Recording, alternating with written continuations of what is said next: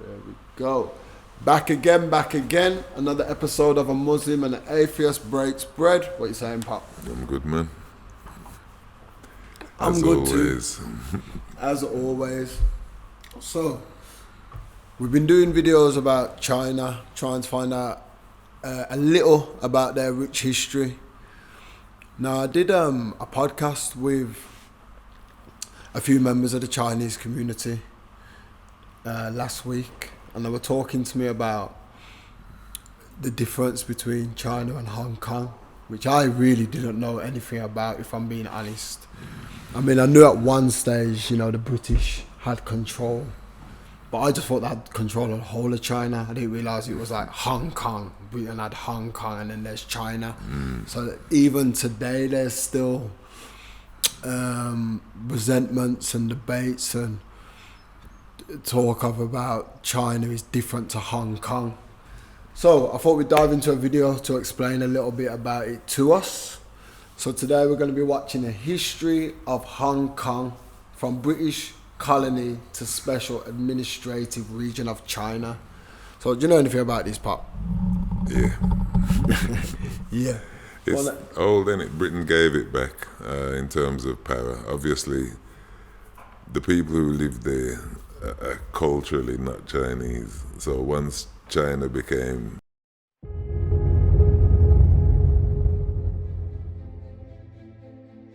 In our previous video, we had discussed the development of Hong Kong in the context of the history of southern China. We had ended with the last imperial dynasty of the Qings ceding control of the region to the British through a series of treaties resulting from the Opium Wars. These will be important to recap once more, as the terms will dictate much of Hong Kong's future history. But first, a big thanks to ExpressVPN for making this video possible. The first treaty in 1842 gave the British control of Hong Kong Island, while the second treaty of 1860 extended this boundary up to the Kowloon Peninsula and Stonecutters Island. The terms of the deal listed the land grants as a perpetual lease. This is to be contrasted with the Treaty of 1898, when the new territories and the surrounding islands were ceded to the British as a 99-year lease. This meant that if nothing changed, the territory of Hong Kong was scheduled to be split up in the year 1997. For the time being, however, the British Empire was at its peak and would have had little concern about dealing with such an issue in the future. Their more immediate concern would be with managing yet another one of their colonial acquisitions. So hold on, just to make sure I heard that right. So basically, the Chinese leased Hong Kong for 99 years. Yeah? Don't know how big the stick was that was over them, though, but yeah, in principle. Yeah, okay. The Crown Colony of Hong Kong would be organized according to a series of imperial decrees. The letters patent formed the constitutional basis, while the royal instructions dealt with governance. The result was as follows. The head of government was the governor. They were appointed by the British monarch and served as the Crown's chief representative. The governor held much power and had authority over British military forces stationed in the area. In addition, they appointed most members of both the legislative and executive councils. These two bodies advised the governor, passed laws, and appropriated public funds. Beyond this, Hong Kong was administered on the local level by the Chinese bureaucracy that had previously existed.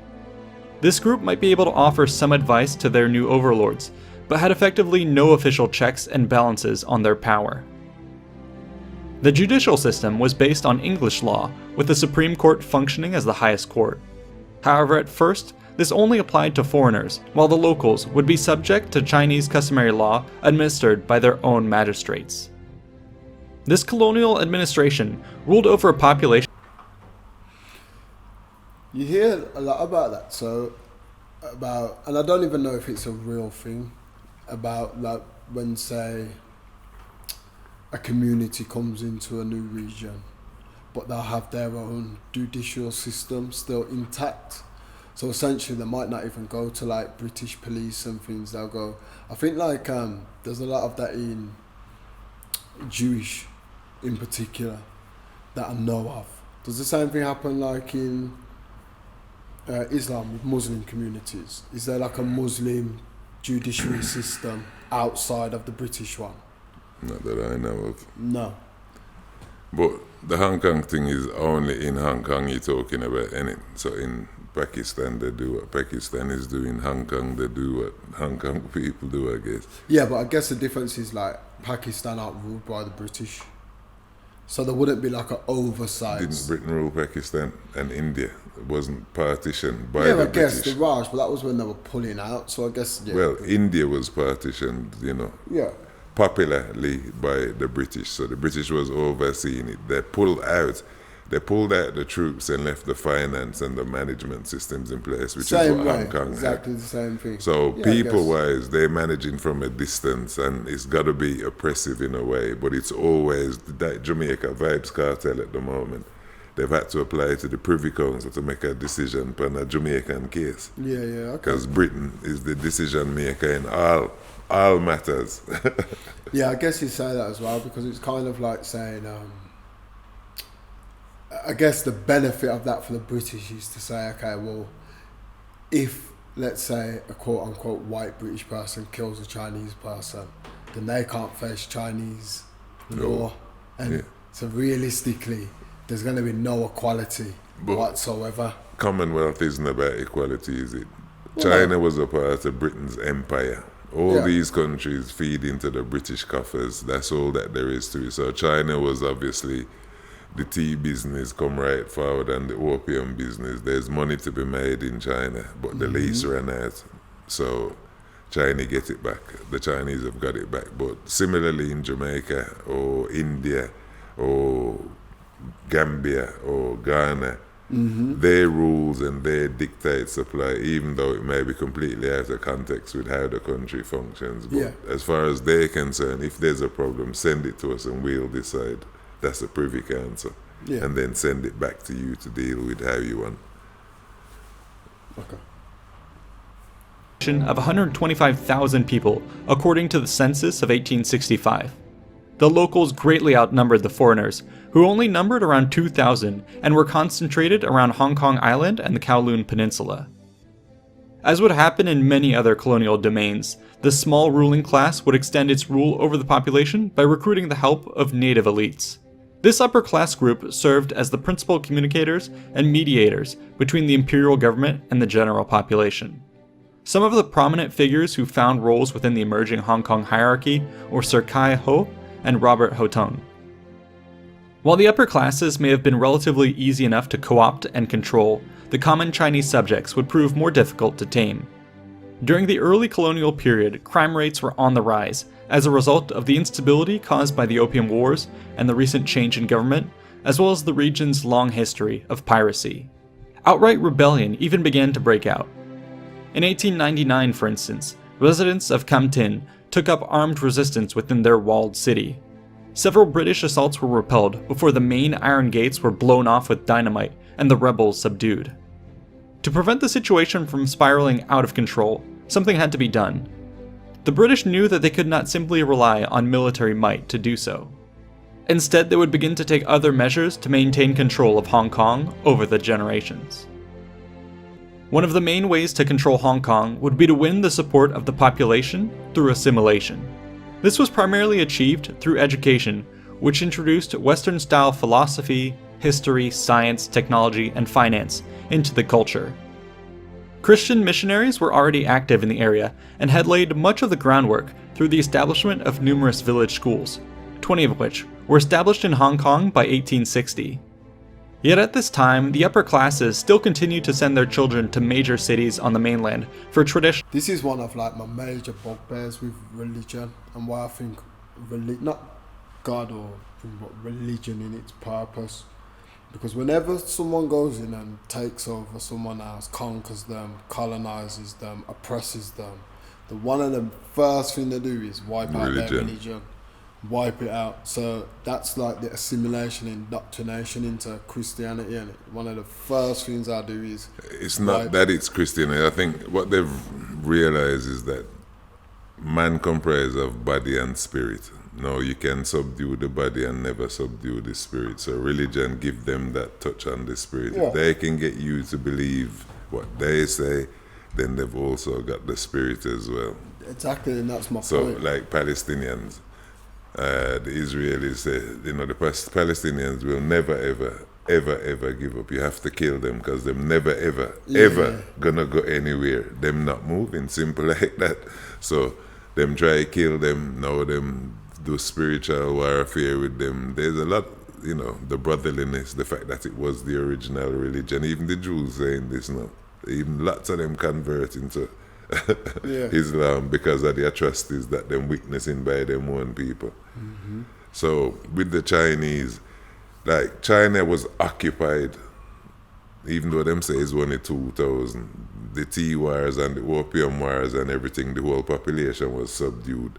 So this was post the opium thing when Britain already had control of it, so they only needed 2,000 basically to keep their interests. Chinese education. This would slowly begin to change with the introduction of institutions of higher learning in the early 20th century. Founded in 1911, the University of Hong Kong would prove to be one such school that shifted the balance in favor of a Western-style education. Over the years, subsidized and eventually free schooling would ensure that generations of Hong Kongers would pass through the mold of the English educational system. But it wasn't just the people who were now adopting the English tongue. The landscape was as well. Bays, hills, rivers, streets, and all manner of local areas took on Western names. Visiting Hong Kong today, you can easily find yourself in Victoria Harbour, Aberdeen Park, Oxford Road, or Baker Street. This is all evidence of a region that was transformed through the colonial period. The nexus of this change would be around the areas of commercial activity along Hong Kong Island and the Kowloon Peninsula. It was here that the foreigners had first set up shop and were now operating their numerous shipping, merchant, and financial companies. The first large-scale modern bank opened its doors in 1865, and the first electric company lit up the streets in 1890. Soon, even early automobiles would be seen mixing with the pedestrians, rickshaws, and litters traveling the bustling streets. All of this business required local labor and expertise, which in turn attracted even more services to support these people. Thus, an economic system arose that managed to harness the profits of global trade and funnel them down into a concentrated area. This led not only to rapid development, but also a huge population increase. In fact, by 1916, the population of Hong Kong had exploded to 530,000. That's a five-fold increase in just 50 years. However, growth did not come without strain. The wealth pouring into the city was not shared equally, and wealth inequality skyrocketed. Poorer immigrants flooding into Hong Kong found themselves in cramped, squalid conditions whose danger began to manifest almost immediately. Sanitation became a real issue, as the late 1890s saw outbreaks of dengue fever and even the plague claim hundreds a day at their peaks. Fires also proved deadly, and powerful storms such as typhoons of the 1870s killed thousands. Yet despite these setbacks, Hong Kong continued its charge into the 20th century. However, stronger headwinds would soon buffet Hong Kong in the form of various global shakeups. One of the main contributors in the East would be a widespread movement to resist foreign influence. In China, this frustration was largely directed at the Qing government, which proved disastrously incompetent at modernizing the country and confronting Western aggression.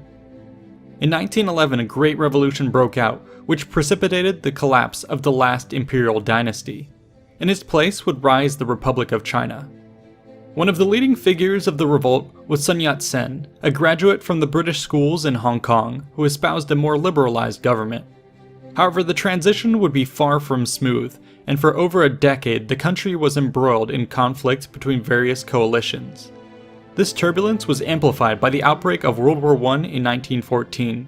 Together, both of these weakened the trade networks which had brought Hong Kong such success so far. In addition, many began to worry about the risk of invasion. This fear prompted a widespread exodus from the colony of 60,000 residents. As the war progressed, however, Hong Kong managed to maintain relative stability and regained a degree of confidence. The colony forged new powerful trade networks and attracted a fresh wave of immigrants fleeing the chaos elsewhere. This would not last long. The 1930s brought about the Great Depression, which dropped worldwide GDP by an estimated 15% and saw international trade greatly decrease. This was bad news for the trading hub of Hong Kong.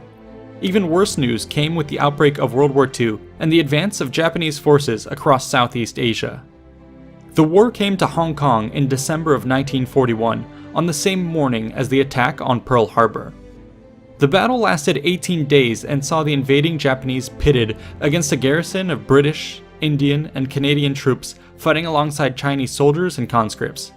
The exposed new territories were overrun rather quickly as the defenders fell back to man gin drinkers' line along the Kowloon Peninsula. However, sneak attacks by the Japanese penetrated the defenses, cutting short what was expected to be a lengthy siege and paving the way for an assault on Hong Kong Island.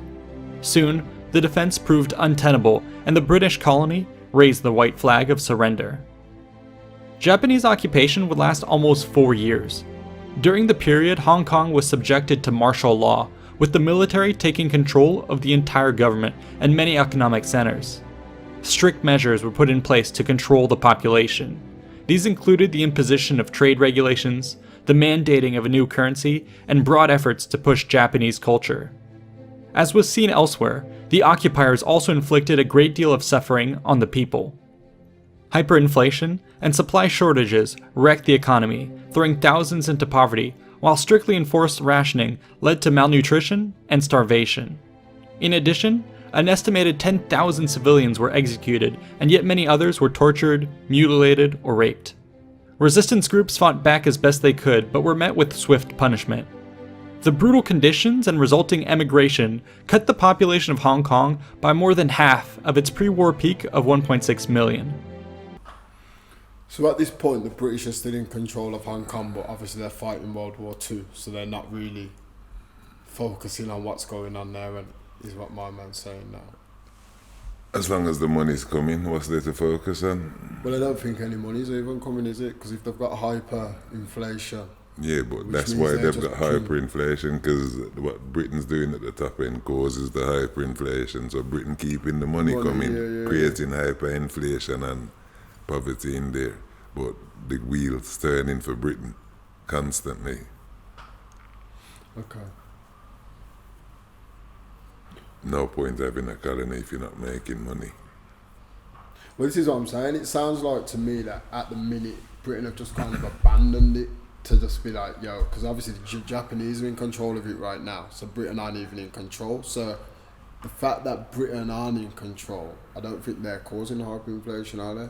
Because they're not getting right, because it's recognised as British territory. So that's Britain and Japan have to go to war. So post World War II was when Japan bombed Pearl Harbor, right? So Japan it's not technically post, is it? It's pre World War II. Well, it's during, isn't it? So it's Japan is saying to time. them people, yo, we not respect on it anyway. So it's a world war, Britain and America fighting Japan. Japan in Hong Kong, no problem. They're gonna fight them anyway. Mm-hmm. But the Hong Kong people also were looking for a way not to go back into China. So to me, they opened the door to discussions with any and anybody really. But Japan was an aggressor at the time. So that's the perception. But them all in it together, man. Finally, Japanese rule would end in 1945 with their surrender to the Allied powers.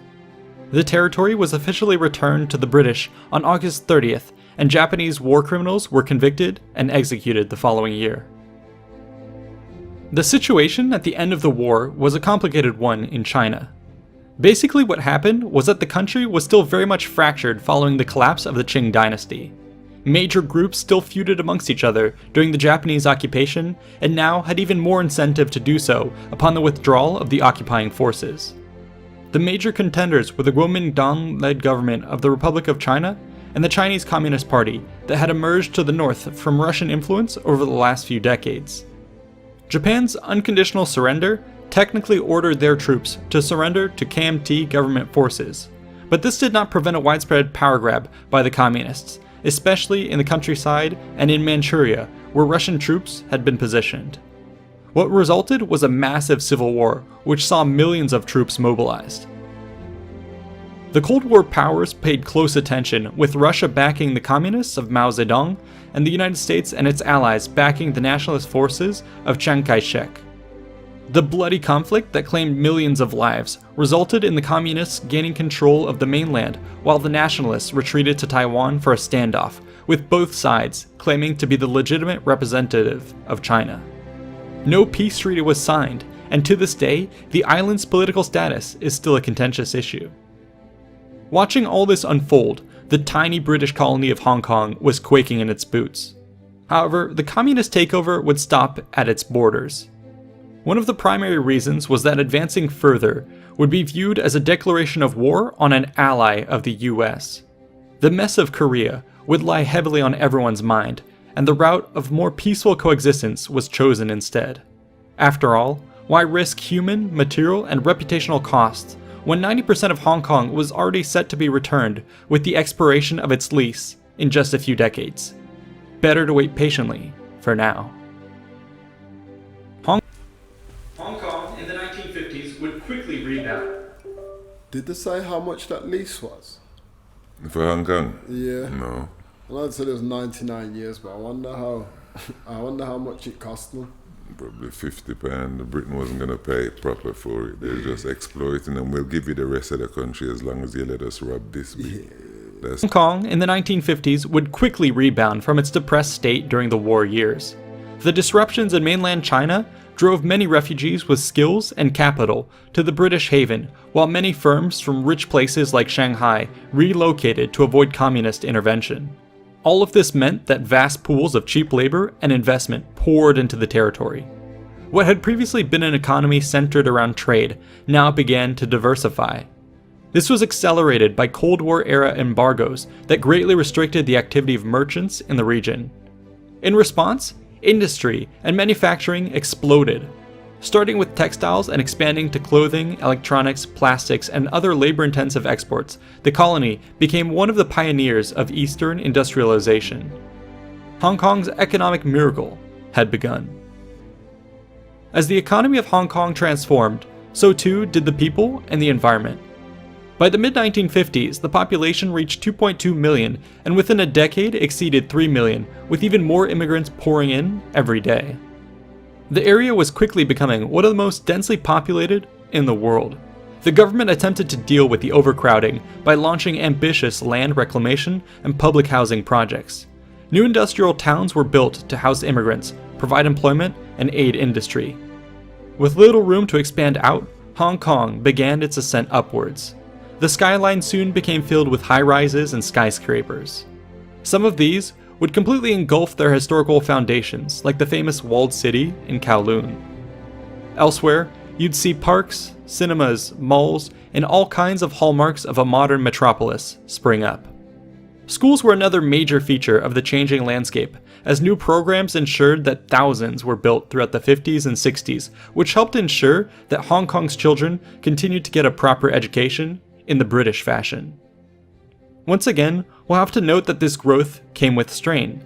Levels of income inequality continued to rise, with issues of sanitation, crime, and natural disasters rearing their heads again. As examples, the deadly Hong Kong flu infected 500,000 residents.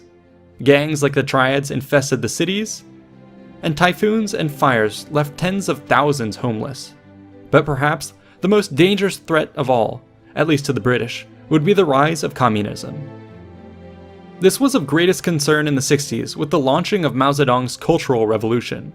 The socio-political movement's stated goal was to preserve Chinese communism by purging the remnants of capitalist and traditional elements from Chinese society. Across the country, millions were persecuted and hundreds of thousands were killed as clashes took place between factions of all walks of life. The student-led paramilitary group known as the Red Guards proved quite infectious in their ability to spread across the network of schools in China. The Cultural Revolution inevitably seeped into the Western colonies. In 1966, Portuguese Macau was brought to its knees by revolutionaries. Meanwhile, Hong Kong was also dealing with growing tensions. These boiled over in 1967 with large-scale riots between pro-communist and government forces. At the height of the violence, assassinations and waves of bombings spread across the city, with over 8,000 devices defused by British forces. Eventually though, the riots drew to a close as the violent protesters lost the sympathy of the people, and the government finally announced it would reform. The unrest of the 60s, coupled with the looming expiration of the territorial lease, served as a catalyst for Hong Kong's transformation in the last days of British rule. The Crown realized that a battle was underway for the heart and soul of the people. If it were to maintain any influence in the region, steps had to be taken to ensure that a wedge was driven between the territory and the mainland such that Hong Kongers found themselves aligned more with the Western ideology. This would involve fostering Hong Kong's self-identity and actually practicing what the supposedly democratic overlords preached. Major initiatives took the form of massive social welfare programs. These included the announcement of Governor Murray's 10-year housing plan in 1973, whose objective was to provide accommodations for 1.8 million people.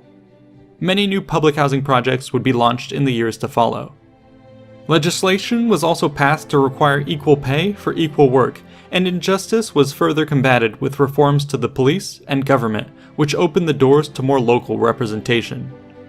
A sense of regional community was further fostered by government-hosted events like the Clean Up Hong Kong campaign and the Hong Kong Festival. In addition, bureaucratic crime was tackled in 1974 with the founding of the Independent Commission Against Corruption. It would prove so successful that Hong Kong would eventually become one of the least corrupt societies in the world. As a result of these measures, standards of living rose across the board. Adding to this upswing, Hong Kong's economy. I'm just laughing at how do they measure that corruption? Reports, I guess, innit? Yeah, like... How much money missing out the bank.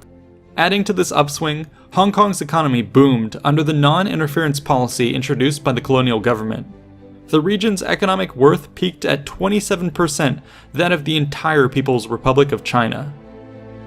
All this success certainly set Hong Kong apart as a jewel of the East and made people proud to call themselves Hong Kongers. Thus, the British had achieved their aims as they headed into the negotiations with China. In the mid-1980s, British and Chinese delegations began to open serious discussions about the future of Hong Kong. The Chinese strongly held that all of Hong Kong be returned to them, but recognized that much of the region's value was owed to its current status quo. The British also realized that compromise was necessary, as their permanently leased territories were inextricably linked to the rest of the region, and that they could not realistically hope to hold on to them. By 1984, both sides came to an agreement that the whole of Hong Kong would pass into Chinese control, but that it would retain a high degree of autonomy and a preservation of its lifestyle.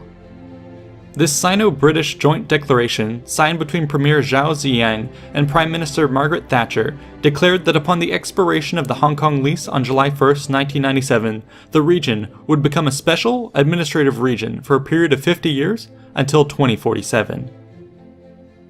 The joint declaration also outlined China's policies towards Hong Kong. These policies were listed in the agreement with a final condition that they serve as a basis for the constitutional document known as the Basic Law that would govern the Special Administrative Region. Shortly thereafter, the National People's Congress of China issued a draft which would pass through a committee with representatives from Hong Kong's government, business, and industrial sectors before being finalized in 1990. Thus, the mechanisms were set for the handover of 1997.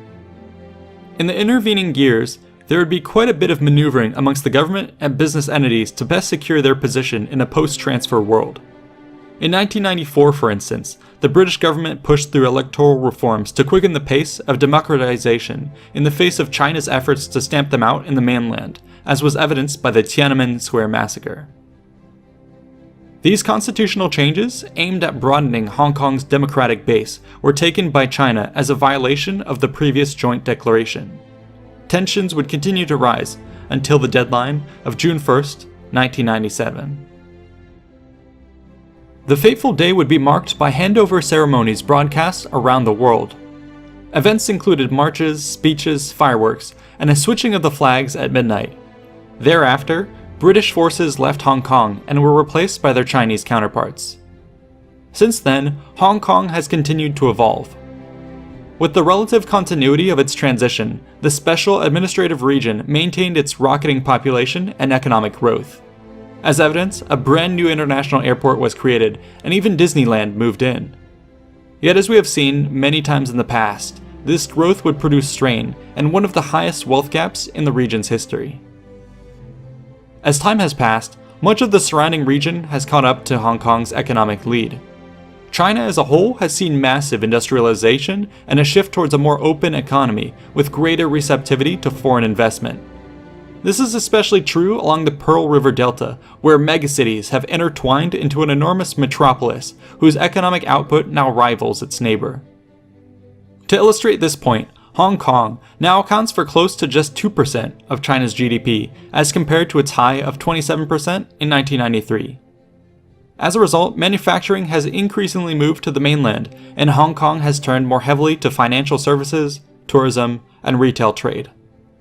While this has kept its economy afloat, trends do indicate that it is no longer the exclusive powerhouse it once was. Looking forward, this fact will take away one of Hong Kong's primary forms of leverage when it comes to negotiating its future with China in 2047, when the Special Administrative Region will end and it becomes officially incorporated into Chinese territory. Reliance on foreign help might also be questioned when one compares the highly involved Western powers of the Cold War to their modern counterparts, which have experienced a rise in nativism and isolationism. Therefore, much attention has been turned towards politics, where the people of Hong Kong have had to stand up for themselves. Over the last few years, popular demonstrations like the Umbrella Movement and the more recent anti-extradition protests have fought back against increasing intervention from China. I hope my videos have helped provide sufficient context for the deep-rooted background of these events. I've truly loved learning more about the fantastic history and people of Hong Kong, and will be watching attentively as they fight for their future. Thank you all for watching. As we've seen, the world is a rapidly evolving place. The internet is at the forefront of this action, and now, more than ever, demands you take steps to ensure your privacy and security. Through our sponsor, ExpressVPN, you can be sure to have the latest in modern online protection by having your web traffic encrypted and your IP address masked. With over 2,000 servers across 94 countries, they offer uncensored access to sites and services from across the globe at lightning-fast speeds. As an example, I've used their service while hooked up to public Wi-Fi at hotels, airports, and cafes to safeguard my personal information, like financial details and account logins, and to prevent anyone from sniffing around my laptop. ExpressVPN offers internet without restrictions, and with 24/7 customer support to help you when you need it. Get 3 months free with a 1-year package today by going to expressvpn.com/invicta to learn more. The deal amounts to just $7 a month, and they've got a 30-day money-back guarantee, so give it a shot if you're interested. A huge thanks is owed to our supporters on Patreon, and the many talented researchers, writers, and artists who made this video possible. Please consider contributing to fund future content. If you found this topic interesting, check out these related videos about our fascinating past. Be sure to like and subscribe for more history, and check out our description for ways to support the channel. Thanks for watching. Empire, except for the hidden empire of Rome, which has never gone away. Yeah. Britain is a part of maintaining the Roman Empire structure. Chinese, you're not allowed to have an empire, so they went and destroyed it. Africans, you're not allowed to have an empire, so they went and destroyed it. Indians, you can't have an empire. Now, all of these are older civilizations, and at some point were the greats in the world. They were the big fish. So the history of the Greeks, the Romans, it has been conquest and invasion and plunder, rape, pillage, and that's how they moved themselves forward as a race and as a people. But the empire concept is holy. There's nobody else who's wanted to make an empire. They just trade and get on with other people. But Britain... You say that, but I think people do want to make empires. I just think now... Who was making an empire?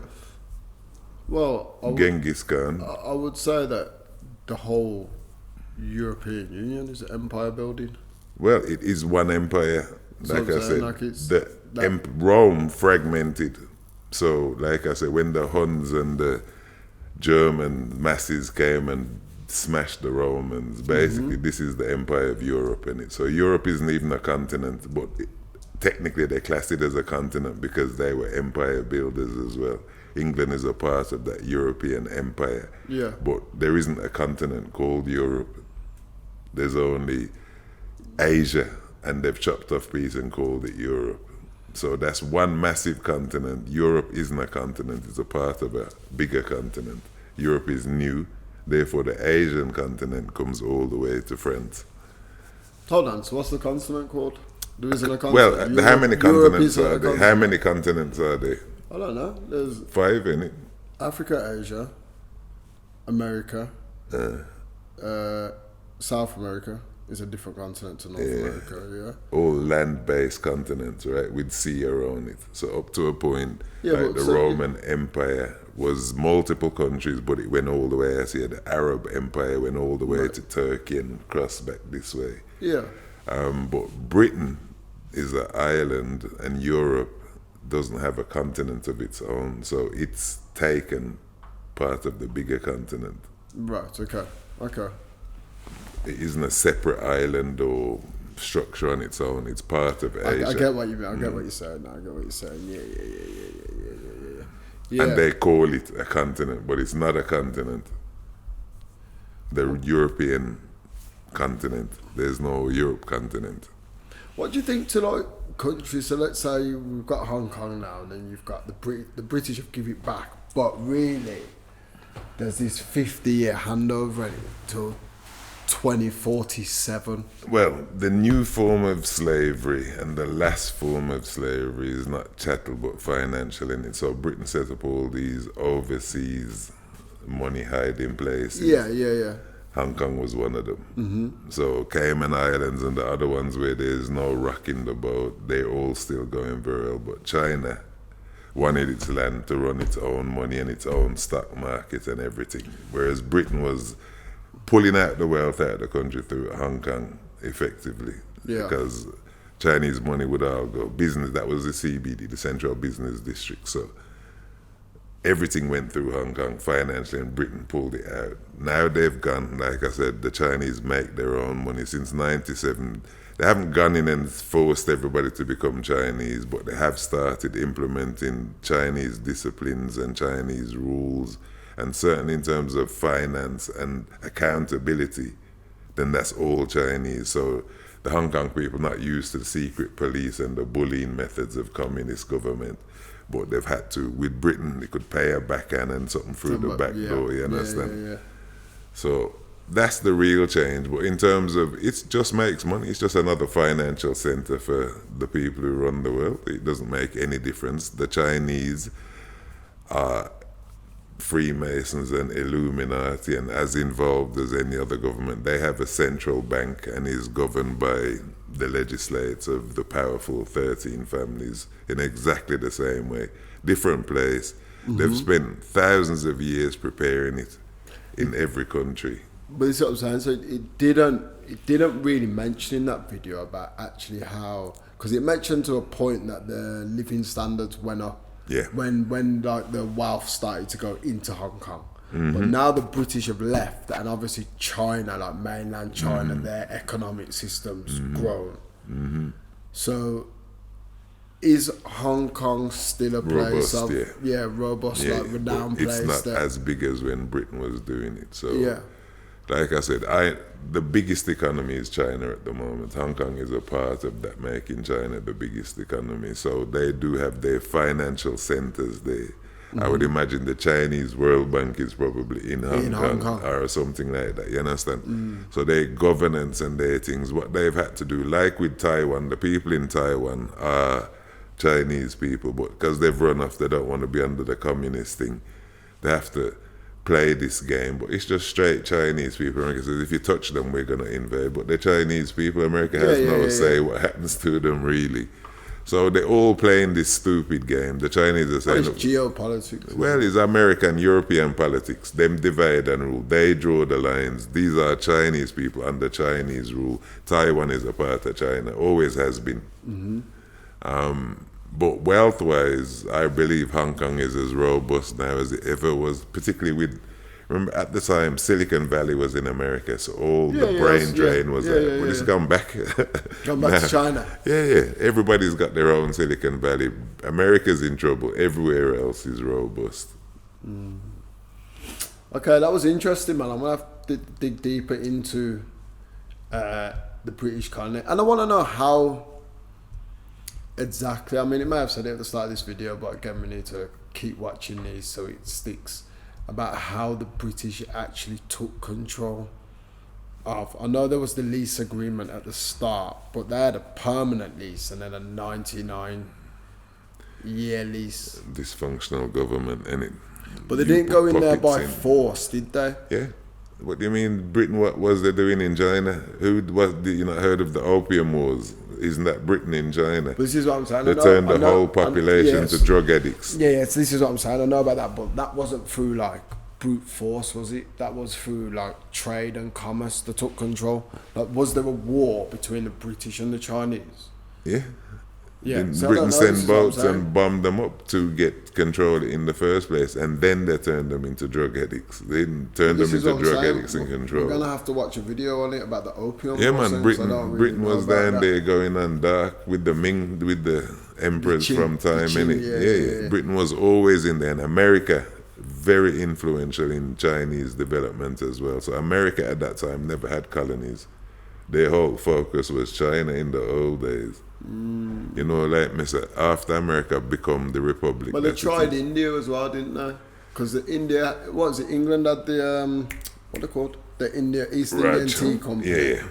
But then the Americans had, Had the them Boston. one. They had the Boston Yeah, Tea yeah. Company or something. But and it- again, their due to emphasis was British. China, not India. Yeah, America was all about the Chinese, dominating the Chinese and the Japanese. England was Africa and yeah, India. But you find that like a lot of more European countries went to Africa. Well, you hear about it more, don't you? Like as in like Belgium, and Portugal, Yeah, France that's- in Africa. The partition of Africa was a European affair. Like me say, But you all don't- the you don't all really the hear about heads the of British- those you don't hear families about are the this. British in Africa. Huh? You don't really hear about the British in Africa. You hear about France in Well, Africa. you do because they own half of Africa, so you definitely hear about them. They just don't report on themselves as much. Whereas the Francophile stuff, the French 14 countries in Africa are French. Yeah, Britain yeah. took the main ones: Egypt, Somalia, East Africa, and a little bit of West Africa. So it was more strategic towards the breadbasket countries than anything else. Whereas the other ones got, France tried to go everywhere. Everybody else got, like, German got their stuff taken back. But the Europeans divvied it, like me say. Royal members like that murderer from Belgium, Leopold. Leopold, yeah. Again, one man had the whole country. Not Yeah, Belgium had the country. Leopold had the country. So Do you think that? What do you think about Chinese interest in Africa now? Because I'd like to know that. Is it a good thing or a bad thing? good thing. A good thing.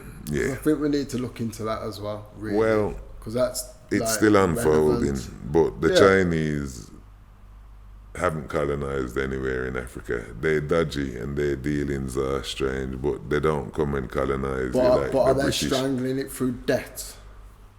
Only if you don't pay the debt. Yeah. You know, you get a road, a building, and a this and that. You let our people come in and ruin your land every here and there. That's the basis. So in Jamaica, they've built the road. Now the 3-hour trip to Kingston is a 1-hour thing. Everybody's living better. But the toll road, they control for 50 years. So they'll make more money and still benefit and not have the repair bill at the end. And I think all the African countries have had their embassies built, roads built, infrastructure built by Chinese. It's the rate of exchange that's better for the Africans, whereas France was just robbing them straight. robbing them. Britain and the Europeans never gave them options on anything. It was just us or nothing. Yeah. China Okay, presents so the we're alternative. definitely going to watch a video on that because I'd like to know more about what's going on in Africa, especially with the Chinese. So, Dad, anything else to add? Peace. All right, thank you for thanks for liking, watching, commenting, subscribing. We out. Peace.